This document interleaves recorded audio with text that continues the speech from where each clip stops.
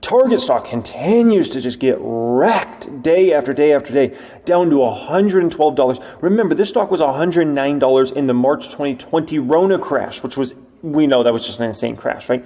That's how bad things are getting with Target stock price. Down 4% here today. The stock's down nearly 28% in just the past 6 months.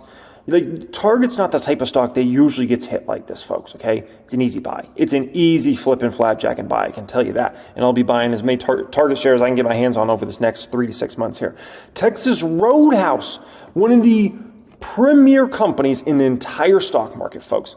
If I think about the best companies in the entire stock market, I never think about market cap, because market cap, you could have some big, massive companies that aren't very well run. If I think about the most well-run companies in the entire stock market over the past 10 years, Texas Roadhouse comes to mind. Elf Beauty comes to mind, which is certainly a stock of mine. By the way, I do own some Texas Roadhouse. It's a small position for me, and I want to buy a lot more shares. Apple certainly comes to mind. I've been an Apple shareholder in the past. NVIDIA comes to mind. I have been an NVIDIA shareholder in the past. I wish I kept all my NVIDIA shares. Oh my gosh. Tesla comes to mind, which obviously I've been a major shareholder of Tesla for years. Those are the type of stocks that come to mind. Those are the best of the best.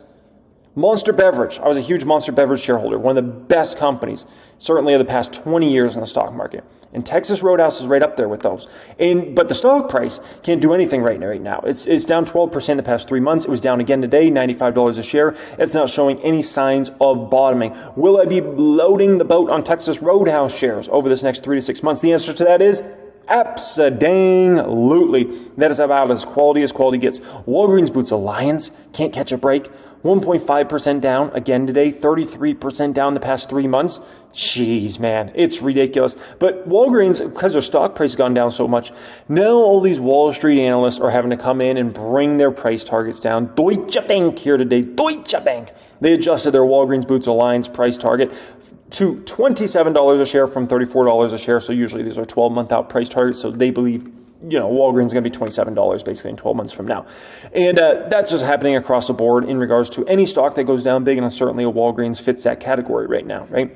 Palantir CEO Alex Karp out in a brand new interview I want to react to, give my opinion, perspective on this one here today, folks. It's a one video only, and yeah. There was a behind closed doors conversation about sort of guardrails or ring fencing as far as regulation is concerned of AI. And this isn't necessarily with the battlefield, but perhaps in the enterprise world or social media, et cetera. There were no independent scientists, as we understand it, in the room. And there were some complaints that that's almost like letting the fox guard the hen house. You guys are capitalists, and that's understandable. You're in it to make money. And we've seen in the past where there was digging in heels with the social media guys, Zuckerberg, obviously Elon Musk, and everybody else in there. They did not want to see regulation. So what is the answer to that? Don't you think that there should be some independent voices? Well, of course, no one believes you when you're making money that you'll argue against your pocketbook. Let me argue against my pocketbook.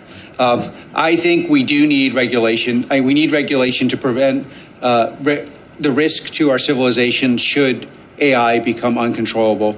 We need some form of regulation to make sure that governance ensures the privacy of our data, for example, in healthcare context, that reduces abuses that include discrimination. It is true that I have a capital interest, but I would say my primary interest and the interest I advocated for in that room were about national security. And I did not advocate purely for buying Palantir, although... The one guy I don't understand how and why he was in that room, I'll just be completely honest with you guys, Bill Gates. Like, what is Bill Gates doing there? He hasn't been the CEO or even very involved in Microsoft in decades, literally decades, okay? And I'm just like, what is Bill Gates doing in that room? Like what are we talking about here? Like, just because he's super rich and he used to be the CEO of Microsoft 100 years ago doesn't mean he should be in that room. Like, I just found that comical. Like, seriously? We obviously, in my view, have the best software products in the world. I advocated for more. Well, we don't have to advocate. Satya Nadella should absolutely be in that room. He's the current Microsoft CEO, right? True, that would be a legitimate pushback. But it's I advocated for reducing exports of our technology to adversarial countries, for requiring every enterprise in America to sell their technology to the DoD. So no more of this BS. I make a ton of money in America, but I can't somehow work with the DOD. And an intellectual engagement on these ethical issues.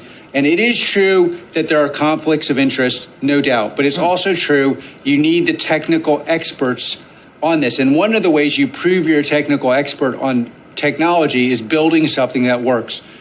And something that works in this context is very, very valuable. So you are going to need people who've actually built things. Now, I personally think my impression of the room is there were a lot of independent data ethics experts in the room who were not capitalists and don't intend to become capitalists. And I think Leader Schumer did a really good job of bringing people in a room where otherwise would never be there. But of course, yeah. You were seated next to Elon Musk. A lot has been made about that. And Palantir's warfare system uses this Meta Constellation platform, which basically tasks hundreds and hundreds of satellites to get their imagery and then feed that down to the battlefield. I'd just like to know, are you still using Starlink? I know you have before. That's Elon Musk's SpaceX satellite constellation. And I ask that because he's kind of fanboyed over, Vladimir Putin. He said some very, very sort of lovely things about that autocrat. It's a little disturbing, especially considering Putin has been somebody, again, free speech. I get Elon can talk about that, but you still using the Starlink satellites? Yes. I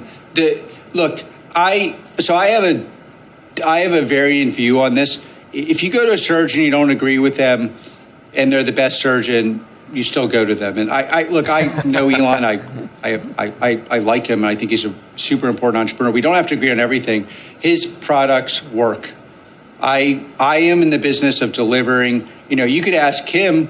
Will you stop using Palantir because CARP is going to support Ukraine? I will use the best products available on the market to help our allies and hurt our adversaries. And for me, if you're supplying the product, I will use it. And you do not have to agree with me on as long as the technology is reliable on the battlefield. Okay. And I'm very happy to fight you intellectually over a cup of coffee, a beer, or a run. Okay.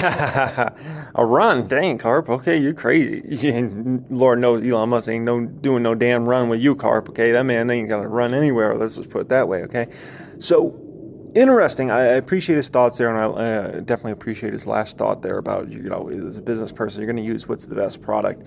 You're going to have different viewpoints of people, right? But I feel like there's a problem definitely in society where a lot of people view, like, if this person has a different view on this thing, don't associate with them, don't talk to them, don't use their business or service or whatever. And I just think that's a little ridiculous. Like, you're going to have a lot of things you disagree with a lot of people on, and if you're always taking that approach, you're only going to be like kind of a little bit sheepish, where you're only going to think one way all the time. You got to be able to look at it all different ways. In my personal opinion, that shows a level of intelligence, in my opinion, is being able to see it from multiple different sides and not just want to be stuck in your way and like my team's the best and no one else matters and this is the only way it's going to be. And it's like, view it a little higher level. Okay, put your feet in the other person's shoes. And anyway, so alrighty, so let's talk about Palantir's stock price here for a moment, okay? So obviously it's been a tremendous year for Palantir's stock price. It's sitting at 121% gain.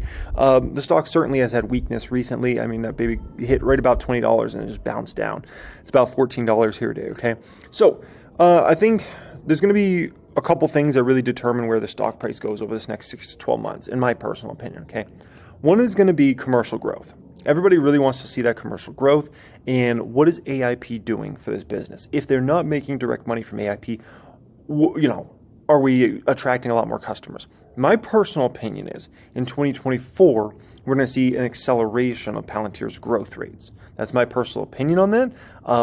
I believe with how much customer interest they have for AIP, I believe Palantir is going to be able to sell Foundry and other products and potentially even make money up from AIP over time. And I believe we're going to start to see that revenue hit in 2024. And I believe you'll see an acceleration of growth rates in 2024. That's my personal opinion. That does not mean 2023. If it happens in 2023, it would actually be a surprise to me. And that would certainly be a great catalyst if we see a major re-acceleration of growth in 2023. Okay. The second thing is, and this matters significantly, probably even more to the stock price, as sad as it sounds, but S&P 500 inclusion. It looks like we're probably going to have that happen at some point in the next few quarters here. Let's just call it that. It could happen in the next quarter, it could happen in the next few quarters, but I'll tell you, it's likely happening, S&P 500 inclusion. And when that day does come, it's definitely going to be a great thing for Palantir. It's going to be a run up into the inclusion. Once we get into the S&P 500, then there will be another likely run up, because essentially then you have all these funds and folks that need to buy Palantir at that point in time because then they're in the S&P 500. So yeah, it'll definitely be an exciting thing. So that's kind of my opinion. I see more upside than downside for Palantir stock over this next, we can just call it 6 to 12 months. If the market tanks, could Palantir get hit? Sure, absolutely.